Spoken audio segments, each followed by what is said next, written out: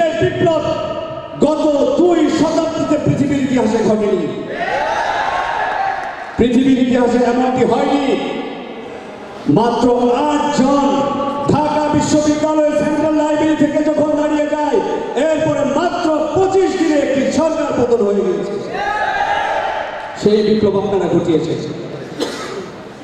এই বিপ্লব যখন আপনারা ঘটিয়েছেন তখন আপনাদের কাঁধে অনেক দায়, সেই দায় আপনাকে নিতে হবে।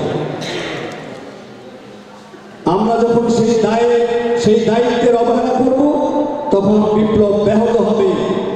শেখ হাসিনা যে বলে সে চট করে ঢুকে পড়বে, তার কনফিডেন্স কি? তার কনফিডেন্স হচ্ছে আমাদের মতৈক্য, আমাদের নিজেদের ভিতরের দ্বন্দ্ব।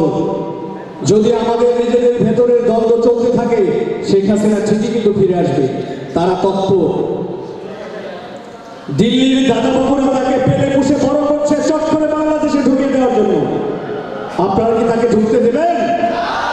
যদি ঢুকতে না দেন, আপনাদের ঐক্যবদ্ধ হতে হবে, হাতে হাত রেখে বাংলাদেশের সার্বভৌমত্বকে রক্ষা করতে হবে।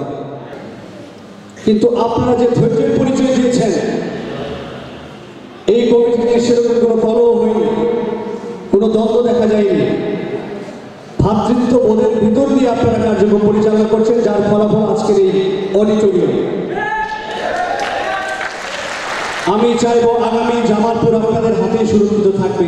আমি চাইবো আপনারাই সেই নাবিক, আপনারাই সেই দুর্বার সারথী, যারা জামালপুরকে বাংলাদেশের সার্বভৌমত্বের এক উজ্জ্বল দৃষ্টান্ত হিসেবে স্থাপন করবে।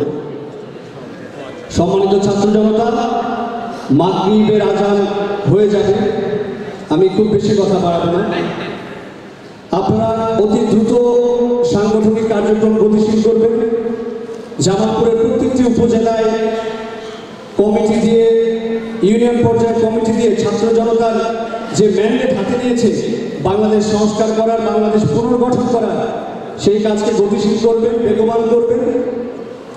পাশাপাশি জামালপুরের সুধী সমাজ যারা রয়েছেন তাদের কাছে আমার বিনীত অনুরোধ, এই দায়িত্ব শুধু ছাত্রদের নয়, তারা একটা যতটুকু পাথর সরিয়েছে, পাথর সরানোর পরে যে ক্ষত সৃষ্টি হয়েছে, সেই ক্ষত সারাতে আপনাদের অভিজ্ঞতার অতীব প্রয়োজন। আপনারা সেই অভিজ্ঞতা দিয়ে সেই ক্ষত সারাতে ছাত্র জনতাকে সাহায্য করবেন। জামালপুরে নাগরিকদের একটি প্ল্যাটফর্ম গঠিত হতে যাচ্ছে, জাতীয় নাগরিক কমিটি। আমরা চাইব জামালপুরের সুবিধা যারা রয়েছেন সেই নাগরিক কমিটিতে এসে নাগরিক কমিটির কার্যক্রমকে গতিশীল করবেন। নিজেদের নাগরিক যে দায় রয়েছে, এই 2000 শহীদদের রক্তের যে দায় রয়েছে, সেই দায়িত্ব পালন করবেন। পাশাপাশি জামালপুরের যে 17 জন শহীদ রয়েছেন, প্রত্যেকের পরিবারের দায়িত্ব আপনার আমার। জামালপুরে, বিশেষ করে জামালপুরের ছাত্র জনতা সকলের পরিবারের দায়িত্ব আপনারা নেবেন। রাষ্ট্র ইতিমধ্যে নিয়েছে।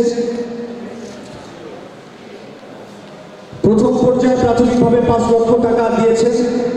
আশা করছি সামনে তাদের পরিবারের যাবতীয় ভরণ পোষণ এবং পুনর্বাসনের ব্যবস্থা রাষ্ট্র করবে।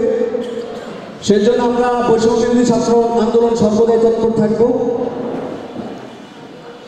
সর্বোপরি জামালপুর যাতে বাংলাদেশের মধ্যে একটি মডেল জেলা হিসেবে রূপান্তরিত হয়, কারণ এই জেলায় এমন একজন দানবের বসবাস ছিল যার 61 আধিপত্যে জামালপুরে ত্রাসের রাজত্ব কায়েম হয়েছিল। জামালপুরের মানুষ 5 আগস্ট সেই প্রতিক্রিয়া দেখিয়েছে। আগামী জামালপুরে যদি কেউ সেই ত্রাসের রাজত্ব কায়েম করতে চায়, কেউ দানবীয় দানব হতে চায়, জামালপুরের ছাত্র জনতা আবারও জবাব দেবে বলে আমি বিশ্বাস করি। জামালপুরে আর কোনো মির্জা আজম হবে না, জামালপুরে আর কোনো সানোর হোসেন সানু হবে না, জামালপুরে আর কোনো সন্ত্রাসী ফারহান হবে না।